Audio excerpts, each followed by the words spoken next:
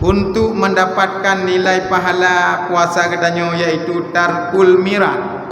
Tarkul mirat adalah meninggalkan perselisihan.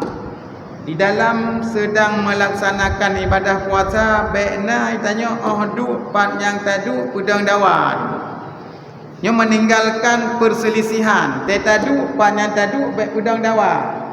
Menyelam bulan puasa tam dawa tunggu bagah dah ditanya terus buat bengih tu. Baik sampai pegah haba mendawa bantah kena kedeh yang ujung-ujung tu dendam. Nyokenyo dalam bulan puasa getuntut dalam kitab gepegat dalam hadis-hadis getanya selama Ramadan, selama tengah laksanakan ibadah puasa adalah baik le tadu dalam kawan ramai. Baik le tadu dalam kawan ramai tu.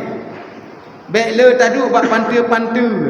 Baik le tadu buat kedai-kedai mentama-tama nurung. Karena kitanya bila kata duduk dalam kawan ramai, jika hana ruh kitanya pegak, yang dengar jelas nak kitanya. Hana tasu'ut sapu, hana tasambung, hana ipu angguk buat kitanya, tapi na dalam majlis urung semegak. Na dalam majlis urung mendawa-dawa, itanya dengan wapnya adalah yang kadang-kadang tu, apalagi ruh tasu'ut, ruh tak mendawa, ruh tak bantah, dapat mengurangkan akan nilai pahala puasa. Nyo adab dalam melaksanakan ibadah puasa yang kedua.